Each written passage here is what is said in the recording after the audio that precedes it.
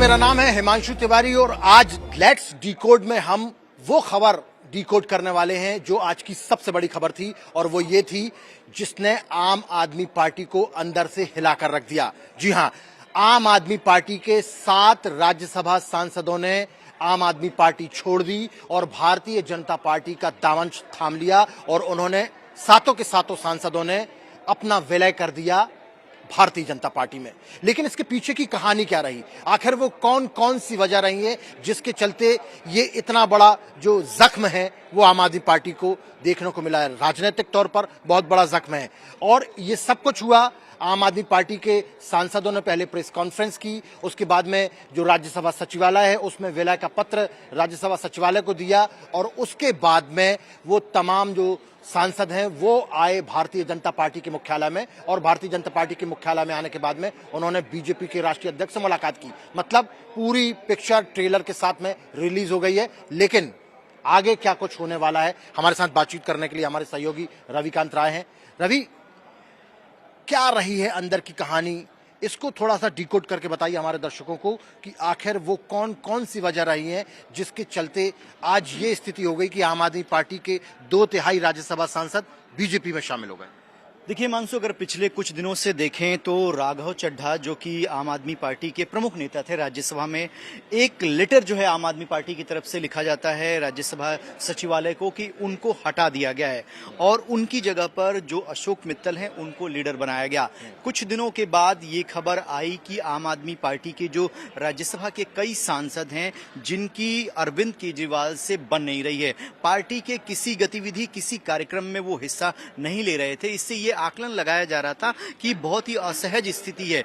लेकिन क्या अरविंद केजरीवाल को इस बात की जानकारी थी कि 1-2 सांसद तो नाराज चल रहे थे और वो अलग हो सकते हैं, लेकिन 2/3 सांसद एक साथ आएंगे और पार्टी से अलग हो जाएंगे? मुझे लगता है कि अरविंद केजरीवाल को उनके राजनीतिक करियर में ये अब तक का सबसे बड़ा पॉलिटिकल झटका लगा है। सुबह 11 बजे ये 3 सांसद जो है वो संसद भवन जाते हैं और राज्यसभा के चेयरमैन से मुलाकात करके वो एक लेटर जो है वो उनको हैंड ओवर करते हैं जिसमें वो बताते हैं कि हमारे साथ साथ और भी सांसद हैं जो अब आम आदमी पार्टी का हिस्सा नहीं रहेंगे। और उसके बाद एक मैसेज आता, आप भी कवर कर रहे थे कि 3 बजे कुछ बड़ा होने वाला है। हम लोग भी पता करते हैं कि आखिर क्या बड़ा होने वाला है और वो जानकारी मिलती है कि आम आदमी पार्टी को कि जो राज्यसभा के सांसद हैं अब उनका दामन छोड़कर बीजेपी में शामिल होते हैं। अब हिमांशु, इसके मायने निकालने होंगे। 3 सांसद जो है वो बचे हैं। टोटल स्ट्रेंथ जो है राज्यसभा में 10 थी और उसमें से 7 चले आए इधर और 3 राज्यसभा के सांसद बचते हैं आम आदमी पार्टी के कोटे के। अब बीजेपी की जो स्ट्रेंथ है ना वो इन 7 सांसदों के आने से राज्यसभा में बढ़ गई है। आपने देखा होगा कि जो कॉन्स्टिट्यूशनल अमेंडमेंट बिल आया था उसको पास कराने के लिए 2/3 बहुमत की जरूरत थी, तो राज्यसभा में भारतीय जनता पार्टी ताकतवर हो रही है। ये एक पहला प्रभाव साफ तौर पर दिखाई देता है। यहाँ पर एक बार टोकना चाहूंगा मैं, तो क्या भारतीय जनता पार्टी ने राज्यसभा में अपने वर्चस्व को बढ़ाने के लिए, अपनी सीटों को बढ़ाने के लिए, एनडीए के कुनबे को 141 से 148 करने के लिए ये काम किया है? क्या ये स्टेप बाय स्टेप किया गया है या ये अचानक से हुआ है, या ये आम आदमी पार्टी की गलती है, या आम आदमी पार्टी की गलती का जो फायदा है वो बीजेपी ने उठाया है? देखिए, अगर किसी पॉलिटिकल पार्टी के सांसद उस पार्टी को छोड़कर दूसरी पार्टी में शामिल हो रहे हैं तो प्रथम दृष्टया तो जो खुद की पार्टी है अपने नेताओं को, आम आदमी पार्टी अपने सांसदों को संभाल नहीं पाई और वो बीजेपी का दामन थाम लिए। कोई भी पॉलिटिकल पार्टी अपनी ताकत को बढ़ाना चाहती है। अब 7 सांसद बैठे बिठाए जो है बीजेपी के कोटे में आए, उसमें कई प्रमुख चेहरे हैं आम आदमी पार्टी के जो पंजाब में कैंपेन की कमान संभाल रहे थे। बीजेपी पंजाब में भी अपना पैर पसारना चाहती है। हालांकि संदीप पाठक जो है वो पूरी तरीके से पंजाब की पॉलिटिक्स को आम आदमी पार्टी की तरफ से देख रहे थे। राघव चड्ढा भी वहां पर एक्टिव है। तो ये 2 चेहरे जो है, चुनाव तो राघव के ही नेतृत्व में आम आदमी पार्टी ने लड़ा और इतना जबरदस्त, मतलब एक प्रकार से वही पूरा सब कुछ देख रहे थे और वहां पर इतना बढ़िया रिजल्ट भी आया, सरकार भी बनाई। देखिए, नेतृत्व तो भगवंत मान के पास था, लेकिन हाँ की फैक्टर, एक इम्पोर्टेंट लीडर के रूप में संदीप पाठक और राघव चड्ढा वहां पर काम कर रहे थे। तो एक तरीके से ये जो बैठे बिठाए राज्यसभा में जो है भारतीय जनता पार्टी को फायदा हुआ है। इसके साथ ही अरविंद केजरीवाल के बहुत इंपॉर्टेंट राज जो है इन दोनों नेताओं के पास रहे हैं, और भविष्य में अगर अरविंद केजरीवाल को टारगेट करना होगा तो भारतीय जनता पार्टी इन दोनों नेताओं का इस्तेमाल समय समय पर बखूबी करने जा रही है। लेकिन आम आदमी पार्टी की तरफ से प्रेस कॉन्फ्रेंस की गई और प्रेस कॉन्फ्रेंस में सीधे तौर पर बोला गया कि ऑपरेशन लोटस चलाया जा रहा है भारतीय जनता पार्टी द्वारा। गृह मंत्री अमित शाह का नाम लिया गया, प्रधानमंत्री का नाम लिया गया और कहा कि ये जानबूझकर टारगेट कर रहे हैं। अलग अलग राज्यों में अलग अलग पॉलिटिकल पार्टीज को उन्होंने पहले भी टारगेट किया है। कुछ दिन पहले हमने देखा कि जो अशोक मित्तल हैं, जो आज ज्वाइन किए हैं, इन्हीं 7 सांसदों में से एक हैं, उनके घर पर भी ईडी के छापे पड़े थे। तो क्या ये ईडी के छापे कुछ दिन पहले पड़ना और फिर उसके बाद में इनका भारतीय जनता पार्टी में आना, ये अलग अलग सांसदों को क्या अलग अलग तरीके से रणनीति बनाकर घेराबंदी करके क्या इस पाले में लाया गया? क्या ये भी कुछ ऐसी बातें हैं? देखिए, विपक्ष जो है वो आरोप तो लगाएगा, लेकिन हरभजन सिंह के ऊपर तो कोई केस नहीं था, उन पर कोई ईडी जांच नहीं कर रही थी, वो भी इसमें शामिल हैं, और भी सांसद हैं जो इसमें शामिल हैं। तो ये ऑपोजिशन जो है अपनी बातें रख रहा है कि जो रूलिंग पार्टी होती है वो एजेंसियों का मिसयूज करती है। लेकिन अब देखिए, आपकी पार्टी को खुद संभालना होगा, एक एक करके जैसे आप देखिए कितने नेता जो कि आम आदमी पार्टी के फाउंडर मेंबर थे वो धीरे धीरे अरविंद केजरीवाल से अलग होते गए हैं, और संभावनाएं यही जताई जा रही हैं कि कुछ और भी लोग हैं जो कुछ समय के बाद आम आदमी पार्टी का दामन छोड़ सकते हैं। तो बहुत सारे लोग छोड़ चुके हैं, बहुत सारे लोग और आगे छोड़ सकते हैं, लेकिन एनडीए का कुनबा अब राज्यसभा में हो गया है 148। और जिस तरीके से अभी आपने चर्चा की थी कि नारी शक्ति वंदन अमेंडमेंट बिल आया था, वो गिर गया क्योंकि 2/3 बहुमत नहीं था। लोकसभा में आया था, लोकसभा में गिर गया। क्या आने वाले दिनों में सरकार धीरे धीरे राज्यसभा में यदि अपनी स्ट्रेंथ बढ़ा लेती है, जैसा कि अभी तक की जानकारी के मुताबिक राज्यसभा में 148, ये 7 के बाद एनडीए का कुनबा हो गया है, फिर भी लगभग 16 और सीटें चाहिए, सांसद चाहिए है, वोट चाहिए है 2/3 के बहुमत को, आंकड़े को को छूने के लिए।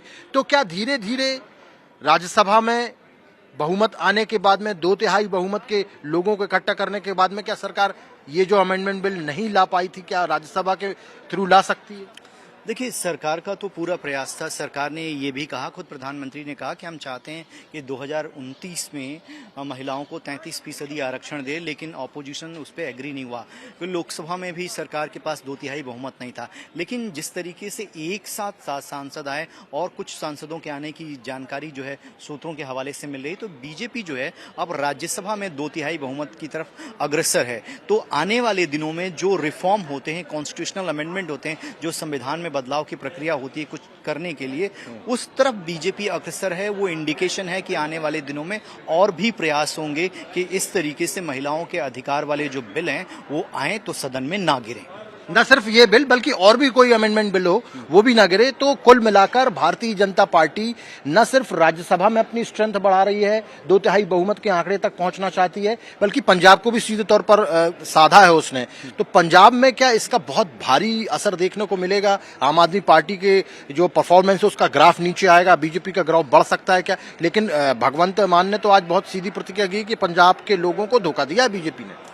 देखिए, पंजाब के लोगों को बीजेपी कैसे धोखा दे सकती है? सरकार तो उनकी है, जो वादे कमिटमेंट जो सरकार करती है उनको पूरा करना। तो बीजेपी तो वहाँ पे ऑपोजिशन में है, और बीजेपी पूरे पंजाब में पूरी सीटों पर चुनाव भी नहीं लड़ती है। लेकिन हाँ, ये जो बड़े नेता जो पंजाब से बिलोंग कर रहे थे या पंजाब में आम आदमी पार्टी का काम देख रहे थे, इनके आने से एक रणनीति और स्ट्रैटेजी, और हो सकता है कि आने वाले दिनों में पंजाब आम आदमी पार्टी में भी बिखराव और टूट आपको देखने को मिले। जो इंडिकेशन जो पंजाब के मुख्यमंत्री हैं भगवंत मान वो दे रहे हैं कि यही लोग तो करता धरता थे, अब ये बीजेपी में चले गए, तो क्या अगला तोड़ फोड़ जो है वो पंजाब में होने जा रहा है? और यदि इस तरीके की कुछ होता है तो आपको क्या लगता है? पंजाब में बहुत जल्द इलेक्शन भी होने वाले हैं, बहुत ज्यादा समय नहीं बचा है, तो क्या 27 के इलेक्शन के पहले तोड़ के इस तरफ लाने वाले हैं, या 27 के इलेक्शन में पूरे तरीके से पार्टी को खत्म करके बीजेपी अपने एक नई पार्टी, मतलब एक नए कलेवे में,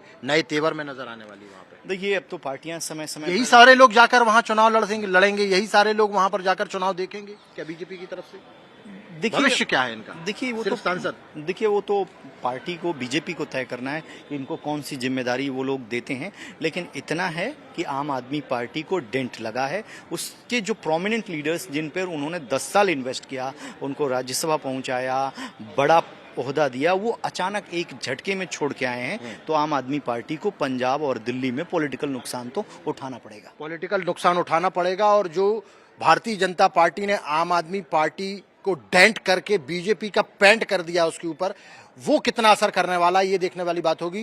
क्या पंजाब में भारतीय जनता पार्टी जो चाहती है वो होने वाला है, या फिर राज्यसभा में जिस तरीके से स्ट्रेंथ उसकी बढ़ गई है उसके चलते उसके पार्टी के मन में क्या कुछ आने वाले भविष्य में है वो देखना पड़ेगा। तो लेट्स डिकोड में फिलहाल इतना ही। आम आदमी पार्टी के 7 सांसदों ने भारतीय जनता पार्टी क्यों ज्वाइन की, कैसे ज्वाइन की, और ज्वाइन करने के बाद आगे क्या होने वाला है, ये फिलहाल हमने डिकोड किया है। आप देखते रहिए टाइम्स नाउ नव भारत।